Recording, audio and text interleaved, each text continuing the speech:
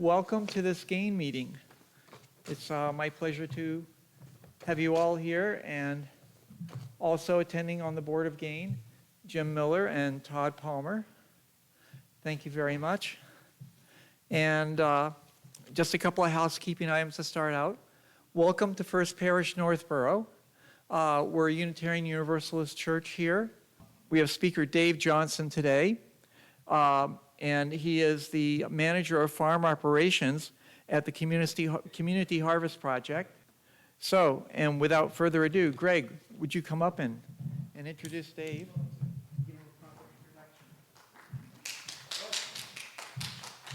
introduction. All right. Well, welcome everybody.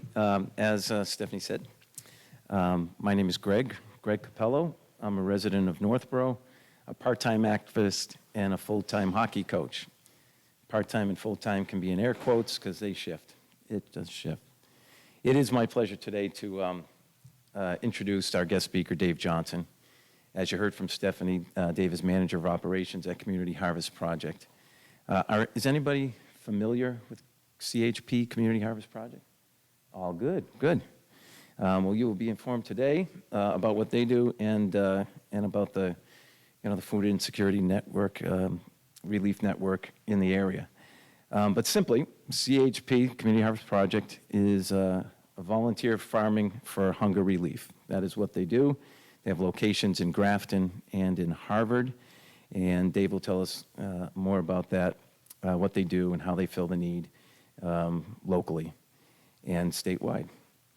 I started volunteering at Community Harvest about 10 years ago. At that time, I was transitioning from school administration to coaching. I now had mornings free, and I wanted to get my hands in the dirt and do some sweating. We all have our needs, right? The farm at Grafton filled my needs perfectly. It wasn't long before I better understood their mission and the need in our communities. I started leading volunteer groups and committing more time to volunteering there. I was captured by the community of devoted, welcoming, and hardworking staff and volunteers at CHP really quickly. That community and the CHP mission has sustained my interest over that amount of time, about a decade now. One of the qualities that has consistently impressed me at CHP is how they continue to push the envelope to produce more and to support their distribution partners in the food insecure public in the most effective ways they possibly can. They don't rest on their laurels. They're always trying to do more and meet their mission season after season, year after year, and in season day after day, week after week. Dave and his team do a fabulous job of creating a volunteer experience that is award-winning, for real, and very routinely, it's magical. And I want you to picture for just a minute a group of 70 or more fifth grade students in the muddy conditions in the springtime, planting a field of broccoli. It's chaos. But it works. And that's the magic of Community Harvest Project. And those school groups, community groups, work groups, corporate groups, they return year after year, maybe sometimes a couple times a season, to do the work that Community Harvest needs desperately to have done. Dave is the ideal leader on the ground in both locations. He's a super knowledgeable farmer, first and foremost. He adjusts to all the obstacles that the world can throw at a farmer, and believe me, I never had any clue. They are many, and they are often, and you have to be nimble, you have to be smart, and it's again, magic of growing food. He's also one of the best teachers I've ever seen, and I've been in education a good long time. He's patient, he's clear, he's thorough, and he's always good-natured. The perfect person for the job at Community Harvest Project. I'm delighted that Dave is here today with his wife, Penny, Dave and Penny are both extremely talented musicians and songwriters, in addition to their other careers. That's a topic for another day. But for now, farmer, teacher, leader, concerned citizen, and all-around great person, Dave Johnson.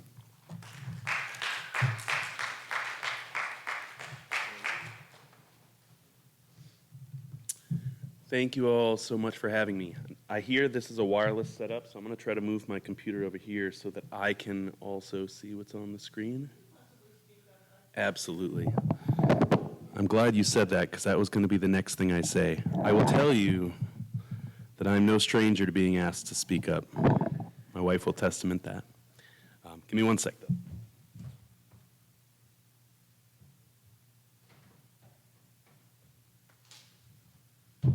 Right, let's see if this works. Awesome, here we are. All right. Thank you, Greg, for your introduction. Appreciate it. Gives me a lot to live up to. Thank you all so much for having me here today. As Greg said, my name is Dave Johnson. I'm the manager of farm operations at Community Harvest Project. Community Harvest Project is a 501c3 nonprofit organization. As Greg mentioned, we are farmers, so we grow food for hunger relief. And I'll get into this in more detail later, but just to give you a little bit of perspective on what that means operationally, we farm about 15 acres of vegetables in North Grafton, Massachusetts, and then we also have about 35 acres of fruit trees out in Harvard, Mass. So it's about 50 acres total. All of the food we grow is grown with the help of volunteers, so that's how we get our work done. And all of the food that we grow is for the purpose of hunger relief, so it's not necessarily for the purpose of being sold in grocery stores or farmers markets. It's designed to be put into outlets that will get it into the hands of people who need it most, all right? So my goal for today is to talk about food security and insecurity here in Massachusetts.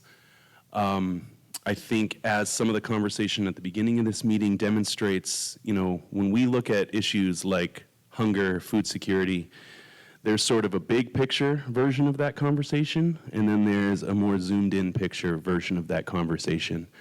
I think a lot of us are here in this room right now because we recognize that when it comes to the idea of equitable access to healthy food for all, with a capital A, that we currently live in an environment where some of our topmost leaders do not share that value, right? But that doesn't mean that the situation is hopeless. That has its own remedy, those leaders being the ones that are currently in power, and that's a bigger picture conversation. My goal for today is for us to look at this as a local issue and to be looking at what currently exists as paths on the ground to move the needle in this conversation in a positive direction. Sound good? So when we think about food security, is that a term you all are familiar with? Familiar with that term? What I'm going to do is I'm going to read a definition, just so that we all have a shared definition for this conversation, and then we can move forward with that. Food security is defined as all people at all times having access to enough safe, nutritious food for an active and healthy life. The key words there being all people, all times, and access. So we're not necessarily talking about access simply as a result of how expensive food is. People find themselves to be food insecure, not just for affordability reasons, but sometimes because of where they live, because they literally live in a place that doesn't have access to healthy, fresh food. They live in food deserts. They live their lives in circumstances where their access to healthy food is limited. So sometimes that is a result of chronic illness. Sometimes that's a result of living within a residential care program, like an addiction recovery program or programs for at-risk youth. There are lots of reasons why people find themselves to be food insecure. Our goal as an organization at CHP is to get food into the hands of people who are most food insecure in our community. So just looking at Massachusetts, looking at just some stats. We're currently looking at, and these numbers are current as of 2024. We haven't had new officially published data yet, with regards to these measures, but this is what we're looking at right now with the best information we have available. So in Massachusetts, a total of 37% of households report as being food insecure. That's an average, comes in right around 2 million adults, 2 million people.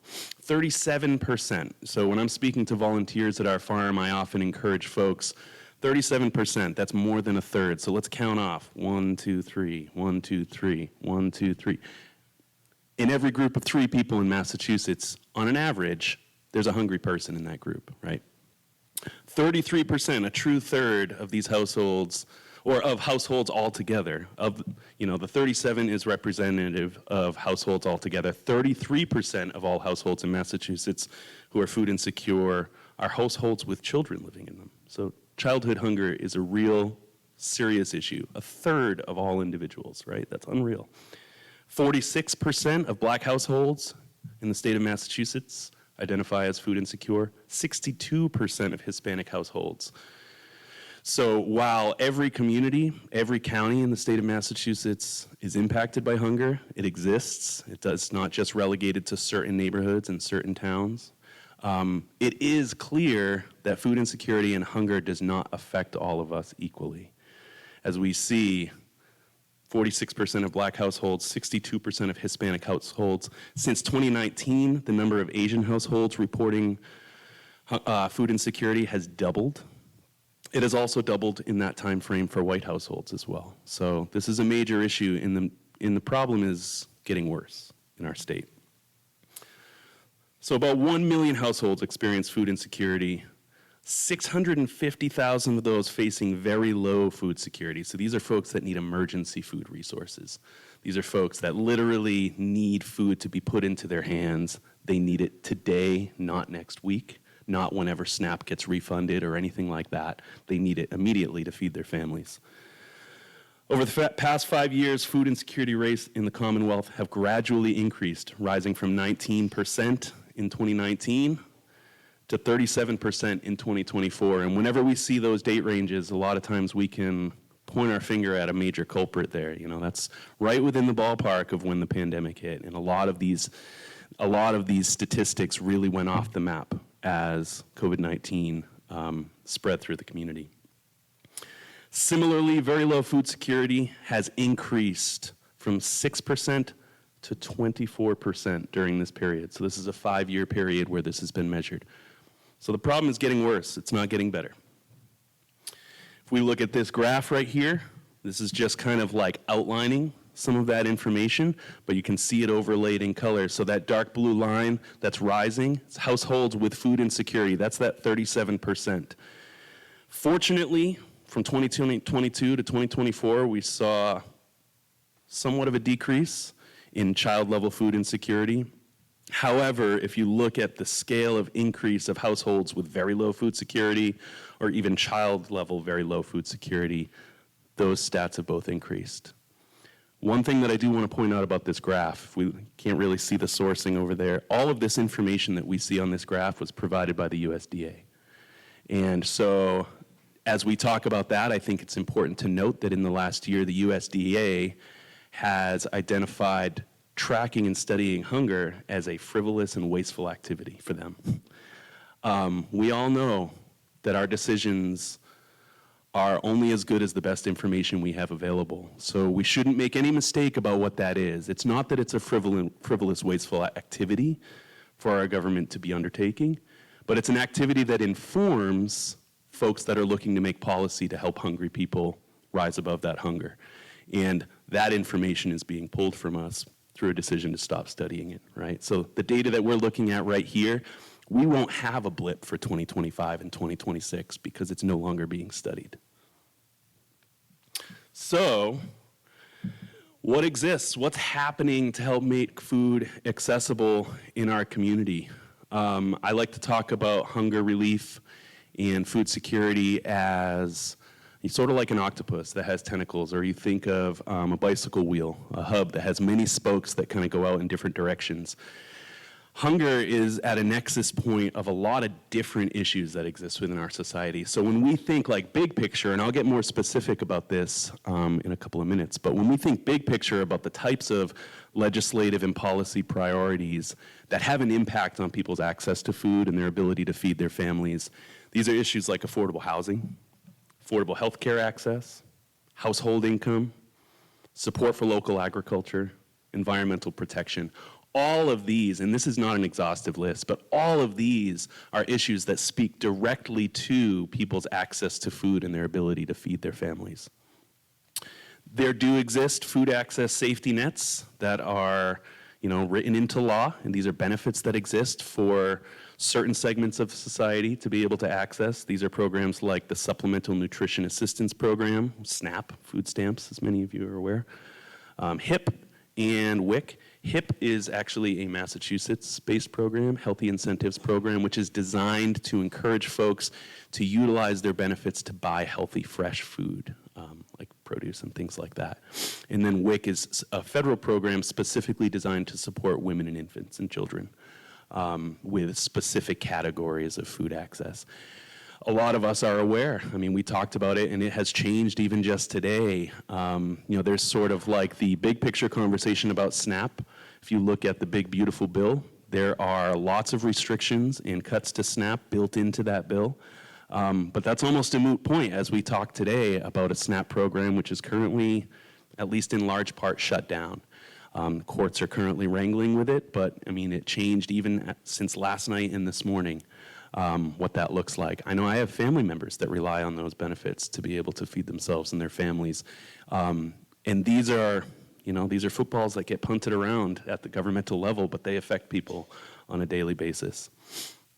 There's also emergency food access. So whether or not SNAP is funded, whether or not HIP programs, WIC stays in place, there's emergency food access. And these are often existing on a private, nonprofit, or at least at a local community level. Examples of this are like food banks and food pantries that are specifically looking to get food into the hands of food insecure families. Community health centers, the Family Health Center of Worcester provides healthy, fresh food as part of the health care they provide, like as part of their primary care visits. They will hand a share of vegetables to those folks as they're leaving their doctor's office. Residential support programs I know of, and we work with a number of programs like addiction recovery programs that provide services to at-risk youth, that provide access to healthy food as part of the services they provide. Hunger relief supply chain, that's where Community Harvest Project really sits. When we talk about getting food into the hands of people who need it, that food has to come from somewhere. And sometimes it comes in the form of donated non-perishable goods in the box at the front of the grocery store, or grocery stores donating some of their goods to food banks and food pantries. But some of it comes from farms who donate a portion of their produce or all of their produce to hunger relief efforts. Free school meals is huge. Our daughter was homeschooled up until this year, but she just re-entered the public school system, or just entered the public school system. And I was so stoked to learn that all the kids at Millbury High School get breakfast and lunch every day, free of charge. I remember sitting in the cafeteria wishing that I had like $5 to be able to get in line and get lunch when I was in high school. And I think that that's an amazing program that we have here in Massachusetts. And it is key, it is huge in many families' lives. And then community fridges. Are you guys familiar with programs like these?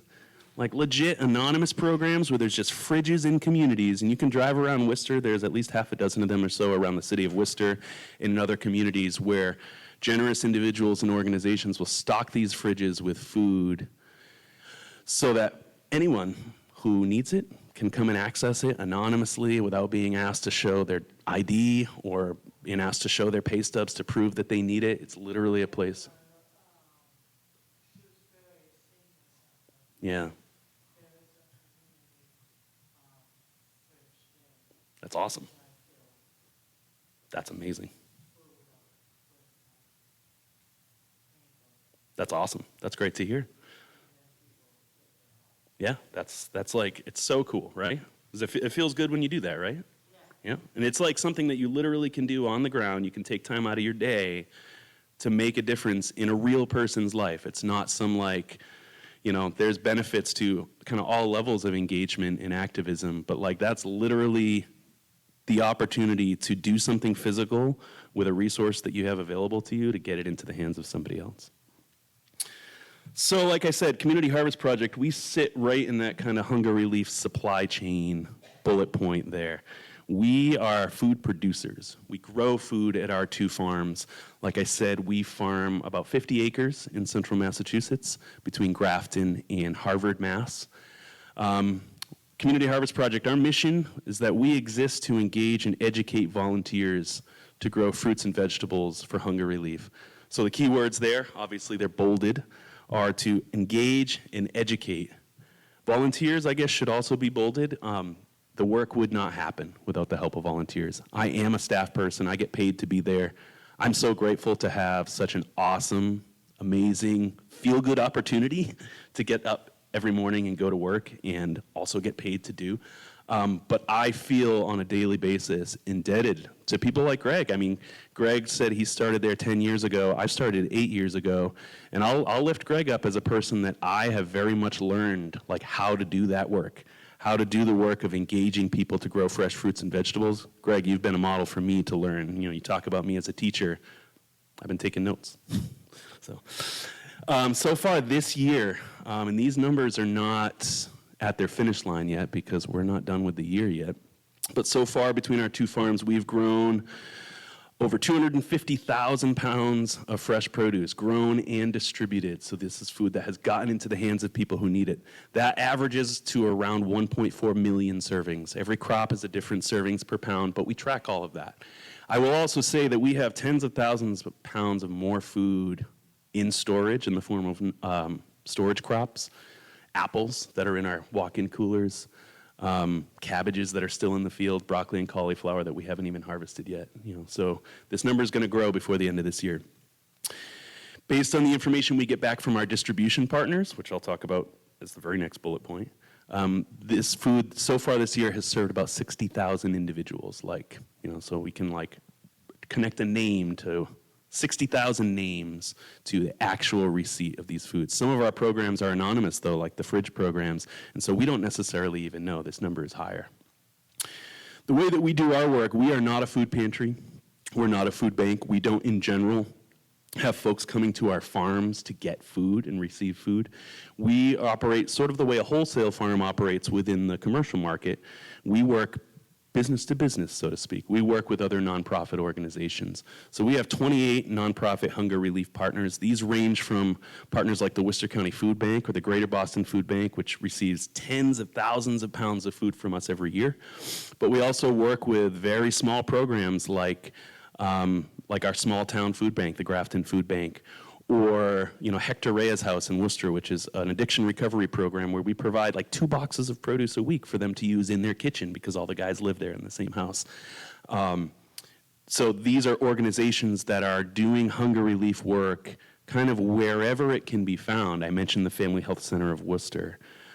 Community Servings is another organization we work with where they make meals for home delivery for folks suffering from or recovering from chronic illnesses. These are meals that are delivered to people's homes at no cost to them. And these are meals not only for them, but for their families as well. They're an amazing organization. They're very cool because they help us reduce our food waste by accepting seconds from us. All of the food we distribute to our partners in general is I don't know, Greg, you can attest, Penny, you can attest, it's beautiful produce, right? It's good-looking stuff. It's the stuff you would want to buy.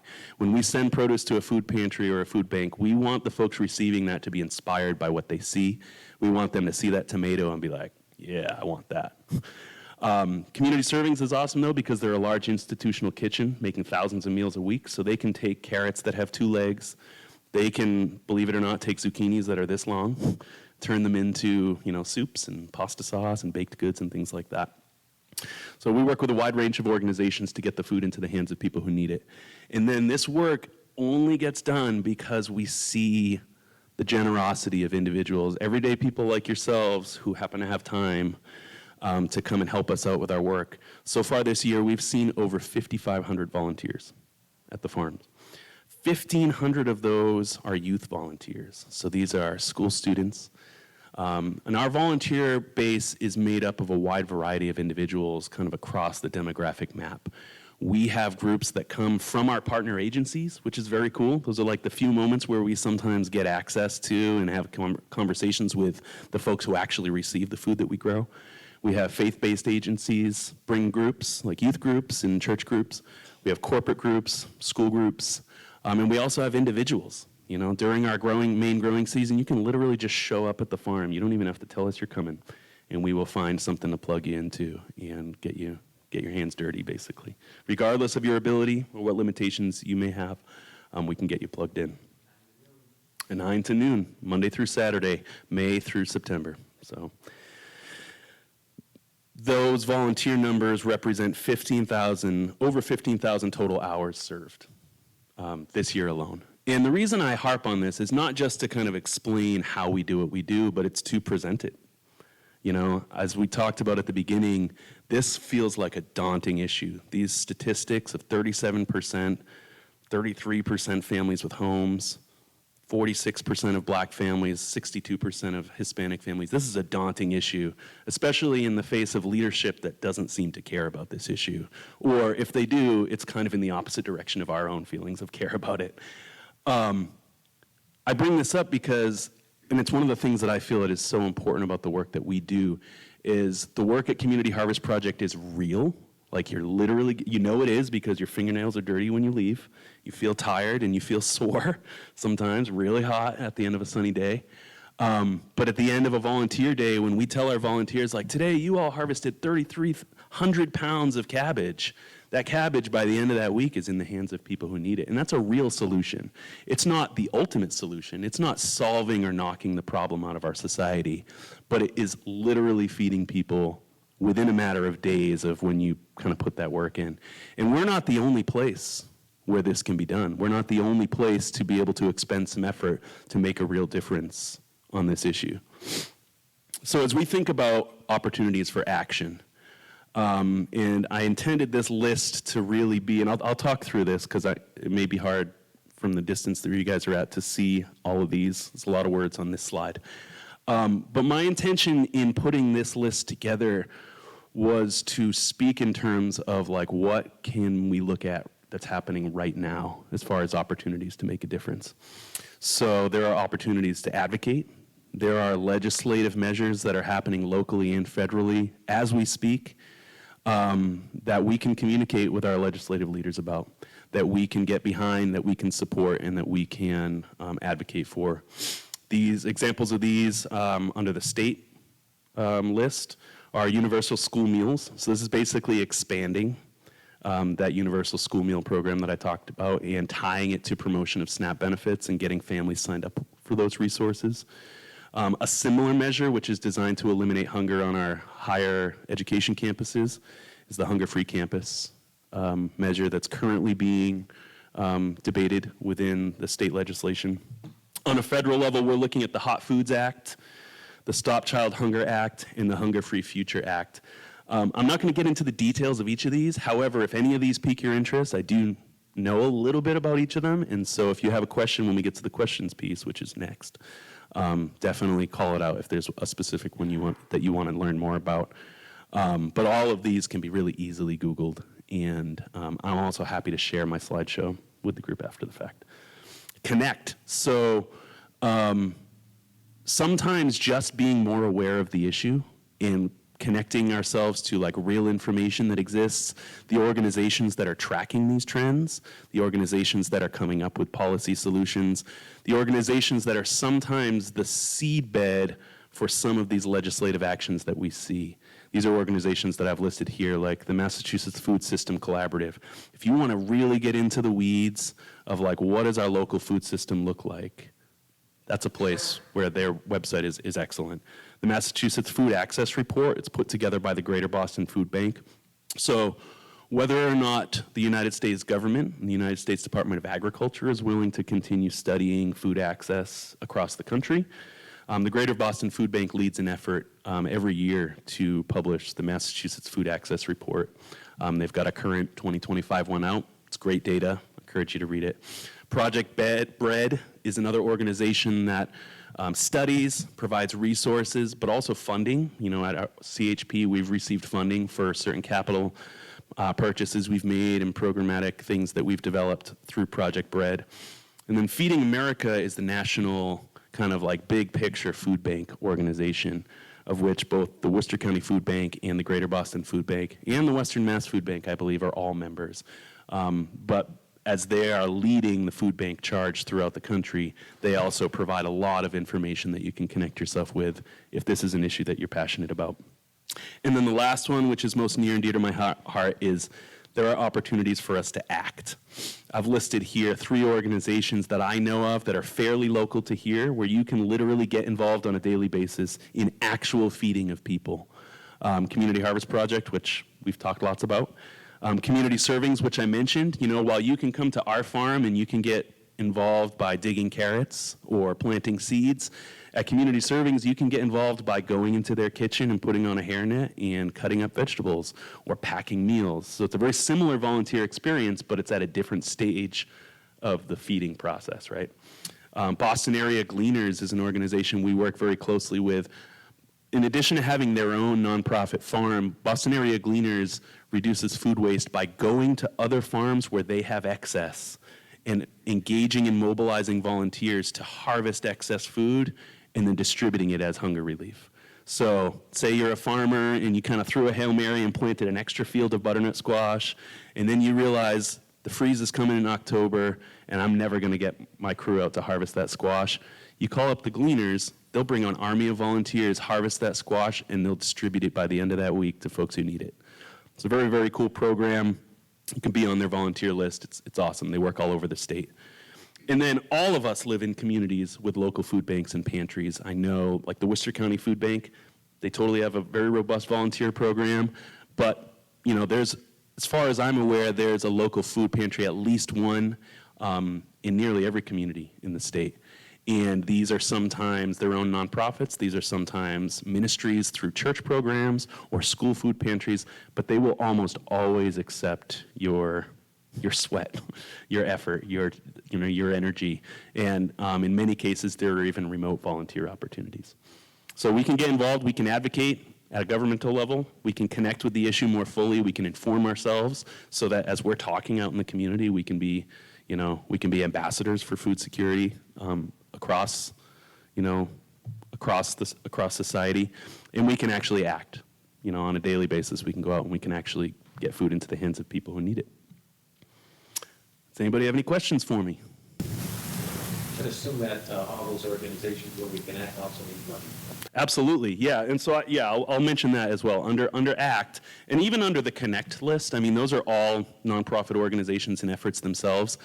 These are all opportunities for, if your way of acting and your way of getting involved is to be able to write a check, that is amazing. I mean, like I said, I do this as my job, and I wouldn't be able to do this every day if it wasn't a funded effort, so. I write a check every Sunday. I come to church. Yeah, I write a check for the officer. that's amazing. So you're supporting the ministries and the activities that this church prioritizes.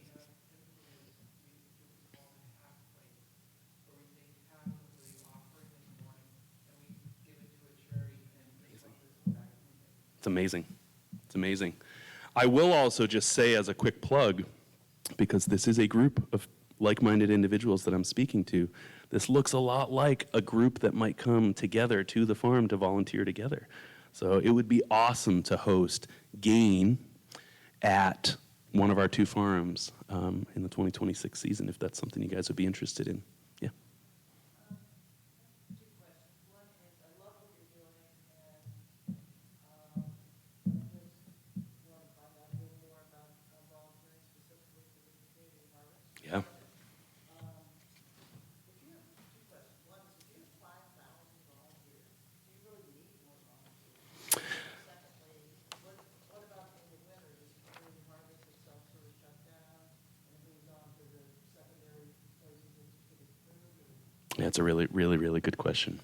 So to the question about do we really need more volunteers than the 5,000 we already see? The year's not over yet, and that's just how many we've seen this year, right? And what I will say is that while a decent number of those volunteers may be repeat folks next year, the reality is that that's the number that it takes. You know, I mean, these are folks that are coming in 3-hour stints. And so while that is what we have seen this year, the need is a rolling need. You know what I mean? And so, like, that's what it has taken to accomplish these stats that I've listed here so far this year. But for the stats that we haven't added to that list yet, we still need more help to do those things. The other thing that I will say about 5,500 volunteers, because in some years it's been as high as 8,500, is that part of it is getting the work done, but also part of it is connecting people with the issue and connecting people with the solution, like an opportunity for a solution. And so those are 5,500 ambassadors for hunger relief and food security that come away from that experience feeling a little bit more informed about where food comes from. And also, you know, we have similar conversations to what I'm giving you right now with every volunteer that comes to the farm in a more abridged version. And so there's education about food security, food insecurity, and hunger relief that happens just as part of the volunteering experience. Short answer to your question is yes. But I understand where that question's coming from. And then your second question, remind me? Oh, yeah.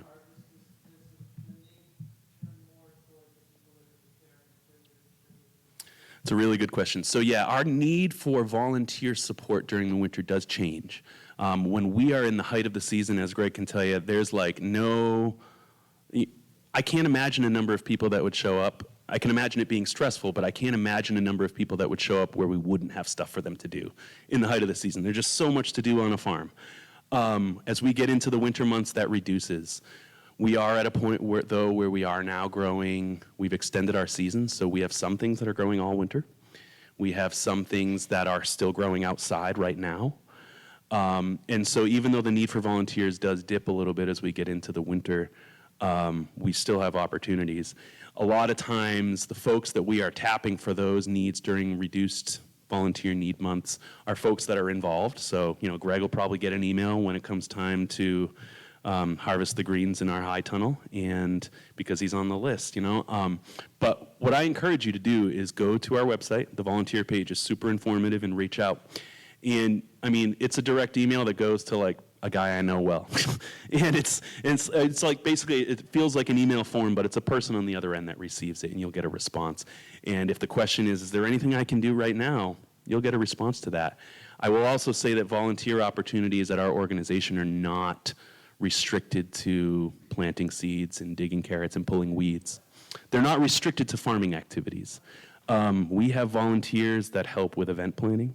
We have volunteers that help with fundraising. We have volunteers that help with our communications.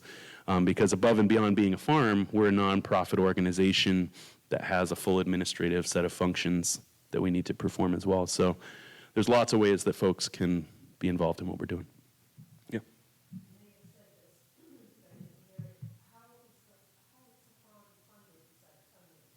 It's everybody's biggest question when I talk about it. That's a really, really good question. So primarily through fundraising, and that looks like a few different things. We have major fundraising events throughout the year. We do our plant sale in the spring, Plantapalooza. So follow us on social media and you'll find out about all these events. We have our Harvest Home Festival, which just went by on November 3rd, I think. November, it was whatever the Sunday was. It's the second? All right. In any event, we hold events throughout the year for fundraising purposes. We have a very skilled grant writing team who puts together grant requests for program development, operations, but also primarily what we use grants for is like capital. You know, as a farm, we rely a lot on equipment. And so we need to replace tractors, we need to replace trucks, things like that. Greenhouses, and so capital grants are helpful with that. And then we also cultivate a robust list of individual donors that we rely on heavily. And these are folks that are, you know, sort of like on NPR where you can be a sustaining member and sign up for $10 a month. all the way up to people who are like, you need $10,000 more for that tractor? All right, I got you guys covered. So, the ability to get involved as a donor is pretty broad as well. What's really, really cool is to see and experience individuals come to Community Harvest Project and get involved on multiple levels. So sometimes we have folks that have written checks that have never been to the farm, and then they decide someday, I'm going to drop in and be a volunteer, and they actually get to see what their dollars are doing, right? We also have folks that kind of come at it from the other direction, where they come in as volunteers, they see what we're doing, and then they say, I want to support this even when I can't be here. And so that's where that community of donors comes from. Yeah. Your advocacy, thank you, what a wonderful sharing of information. Thanks. In your advocacy list, you mentioned hunger-free campuses, and so my question is a little bit broader than that. What is that? Yeah. Does your group work with campuses, with university or college communities in any ways now, in terms of organizing volunteers or any other sort of support or outreach? Great questions. So I'll speak to the Hunger-Free Campus Initiative first, and then I'll talk about our work with campuses if I can. So Hunger-Free Campus, it's a current initiative which is moving through the Massachusetts State Legislature, and it's the State Bill 835, House 443. That can be looked up pretty easily. Basically, in a nutshell, what this is designed to, without getting into the weeds of it, what this bill is designed to do is to create a grant program to provide funds to higher education institutions in order to eliminate hunger on campuses within the state. And this can look like a lot of things. So I could imagine a grant being written to establish a food pantry at a local college. I could imagine a grant being written to establish nutrition education classes for students going to, or I've seen classes and programs to educate folks on how to maximize their use of their SNAP benefits and things like that. So this is a grant program. It's basically earmarking and identifying funding to create initiatives to eliminate hunger on college campuses. We do not currently have any campus-based food pantries that we distribute to. However, we do work with UMass Medical School to provide shares of vegetables to healthcare recipients, homebound healthcare recipients who receive home deliveries. So we work with University of Massachusetts on that programming. And then we work very closely with a range of local colleges to both bring volunteer groups to the farm. And these are oftentimes, sometimes it'll be like just a general, like a fraternity that wants to give back, and they come and they use CHP as a place to do that.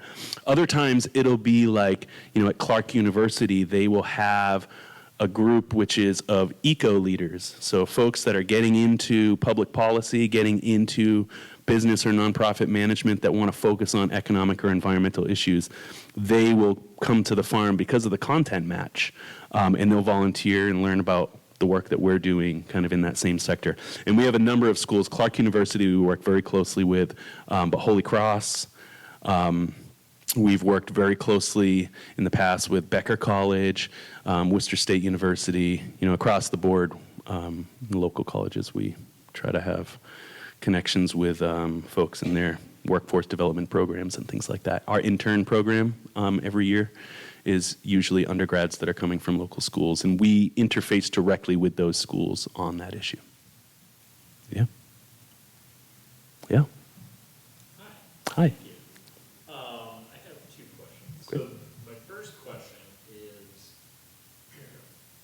during the winter months, so obviously you're growing something, you said, but I would assume your production dramatically decreases as you most farm. So programs like this, that supply is now gone. Is there a significant increase in hunger during the off-season? Yeah. It's a really, really good question. So if you were to speak to food pantries and food banks, folks that are on the ground interacting with food insecure families, they will for sure tell you that the winter months represent a spike in hunger and food insecurity. I also know that while, say, the Boston Food Bank or the Worcester County Food Bank might have access to all kinds of sources of produce in addition to what we grow, which isn't insignificant. I mean, we send tens of thousands of pounds of food to them. What I know is that a lot of smaller hunger relief organizations no longer have produce once we start sending it to them. And I know that for a fact. And it's what's behind a lot of our efforts to extend our season on both ends of the season, getting stuff out earlier, getting stuff out the door later, to kind of lessen the window of time where these partners have limited access to healthy, fresh food. Within the hunger relief sector in general, produce is one of the hardest things to come by, which is why we exist. It also is, when you go to the grocery store, fresh uncut produce is some of the most expensive food that we can buy. And so it is often the food that folks that are food insecure have the most limited access to. So the answer to your question is yes, hunger spikes in the winter. Access to produce for hunger relief agencies also drops significantly. Here in New England, we are limited in terms of farming as to what we can do to make food happen in the dead of winter, and what kinds of food. Like, we're not going to ever be able to send you tomatoes in January unless we set up a grow room, But yeah, this is where I think resources that are really steered towards the bigger picture food system and the hunger relief food system as a whole become really, really important, because there's federal funding and state funding that exists for food banks to be able to purchase fresh produce, right? And a lot of times those organizations, like I know organizations like the Worcester County Food Bank, will lean on us for produce supply during our growing season, and then they'll try to store up those funds so that when we're no longer growing, they can start to buy from other regions of the country.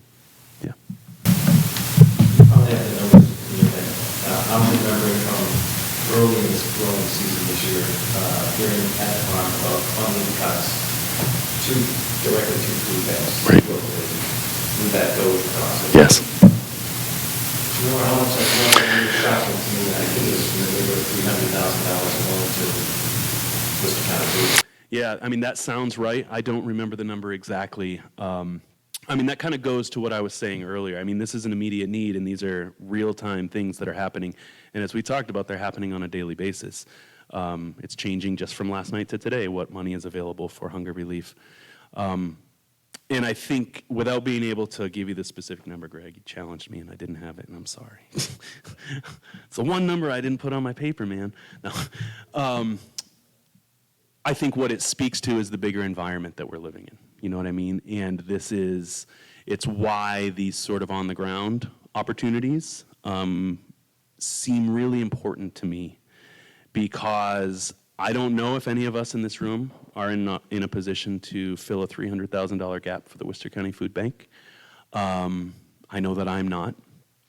But I do know, just looking around the room, my guess is that every single one of us could be involved in some part of the feeding process, like getting food from a planted seed to a piece of food in someone's hand, whether it's packing a box or sending an email or planting that seed or picking that vegetable. And so that's the takeaway that I can encourage you to think about on a day-to-day basis. One more question. Yeah. Was it? Yeah. Oh, okay, thank you. Yeah. This may seem to take us in a different direction, but